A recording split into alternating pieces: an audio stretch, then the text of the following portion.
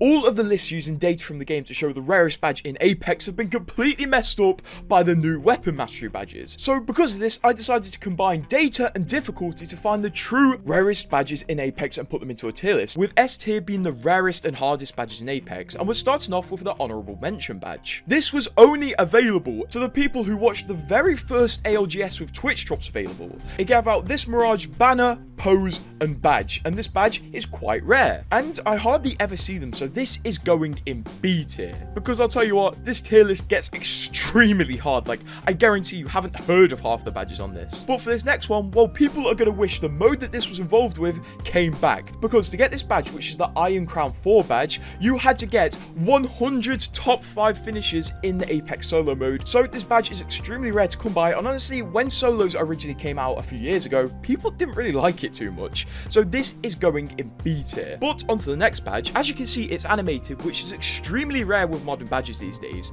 Badges aren't animated anymore unless they're battle pass. So this one is important, right? Well, it was extremely hard to get because this is the Wild Frontier Champion 5 badge. And what you had to do to get this badge is absolutely disgusting. You had to get 50 wins on 7 different legends in the whole of Season 1. Yes, it wasn't just 50 wins. You had to get 50 wins on every single legend. So you had to have 50 wins on Wraith, on Caustic, etc, etc. Making this badge literally one of the hardest badges in Apex, and honestly, it deserves to be animated. So this is going at S tier. This next badge we're going to tier list is quite an oddity, because according to the official tier list, 0% of people have this equipped. So literally, probably like a single digit amount of people have this thing equipped. And what is it? Well, this is the Aftermarket Professional badge, which basically all you had to do was in the Season 6 Aftermarket event, win 10 Flashpoint games during the Aftermarket event. That's it. The thing is, Season 6 was arguably the most hated and least played season of Apex, so I guess not a lot of people cared very much, and I assume that LTM fell into the old trap of not having enough people to start a proper game, so literally nobody could really play the LTM. So this gets A tier, purely for the fact that 0% of people have this one equipped apparently. This next badge is extremely infamous, the Impress Me Ash Arenas badge. And to get this badge, once again, this is an extremely hard one. You had to get a 100 arenas win streak. You had to have 100 wins straight. It could not be broken, and then you would finally get this badge rewarded to you.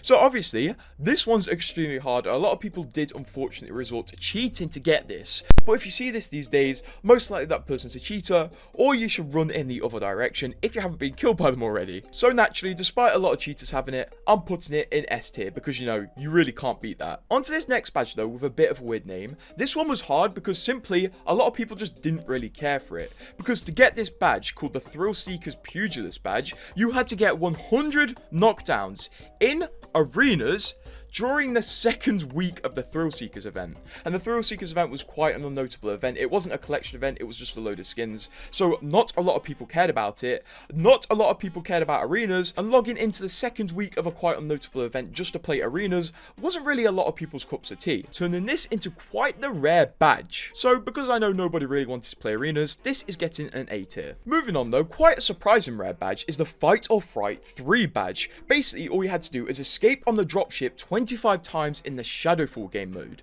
The thing is, the Shadowfall game mode only existed in 2019, and 25 escapes was quite a lot. The mode was basically like a zombie extraction thing. If you got killed, you would be put on the zombie team and you would have to attack the survivors. So if you were a survivor, you were quite lucky to get out on that ship, making it a decently rare badge, so this is getting chucked in C tier. For the next rare badge though, we have quite an infamous one, the 4K badge. Now, it's not as rare as a lot of people think, because if we look on the badge stats page, the 4K is one of the most equipped badges in the game, and it is hard to get, but not as hard as a lot of the badges on this tier list. So I love a classic, yeah?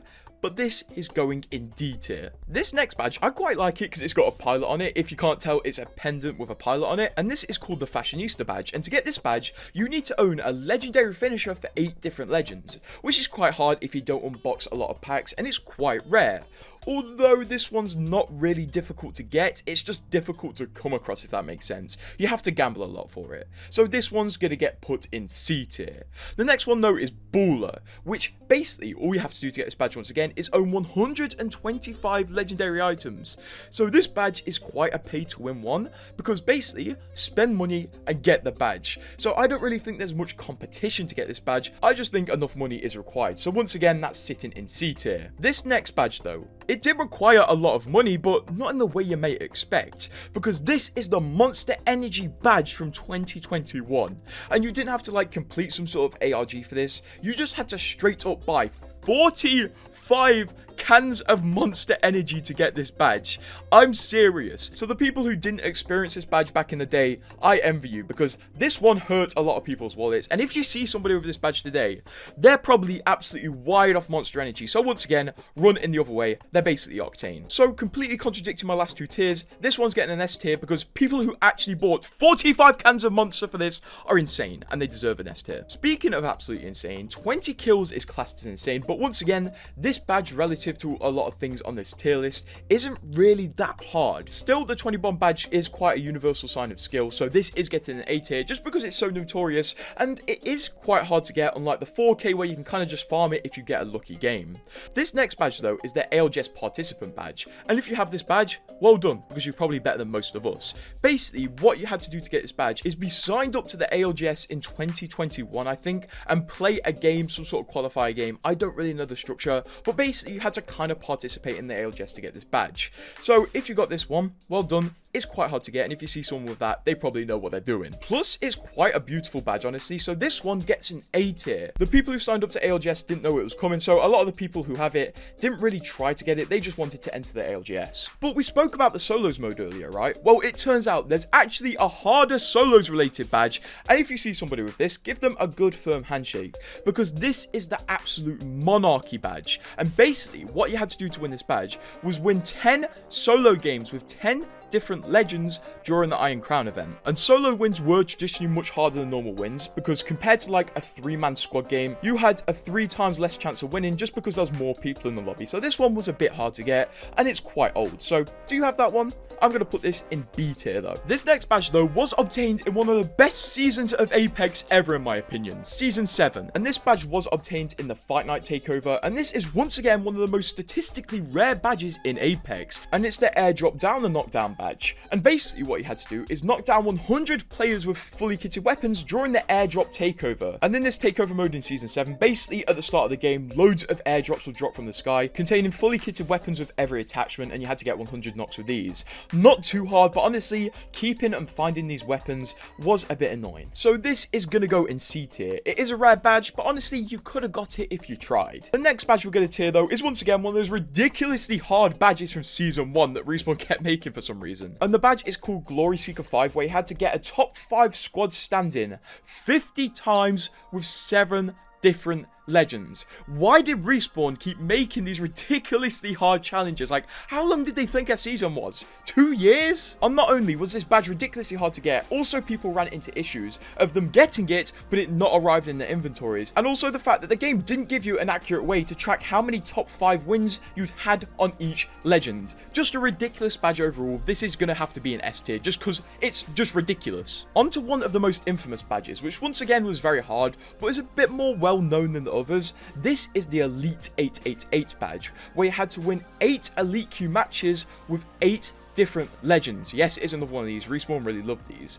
The thing is, the only way you could get access to the Elite Q LTM, which was early ranked basically before rank came out, was you had to get a top 5 finish in Apex. So not only did you have to get 8 different wins on 8 different legends to get this badge, you also had to get a top 5 win to first of all get access to 1 game of this LTM. So just once again, a ridiculously hard and hard to track badge again. So this is getting an S tier. Although I kind of wish we got more of these badges where they're just stupidly hard and and that nobody will complete them. On to this next badge though, which once again isn't an event badge, but the thing is, Respawn didn't really think too much about making this badge, and for some reason it was just like unnecessarily hard to get for no reason, because to get this badge called the Lost Treasures Explorer badge, you had to respawn a teammate 15 times in the Armed and Dangerous modes during a 2-week event. The thing is, if you played Apex, you know people leave before respawns, and they used to do it a lot more back in the day when you couldn't craft respawns. So for an LTM that's only on for a 2-week space, honestly getting 15 revives is kind of hard, making this badge statistically pretty rare to see around, so this is getting a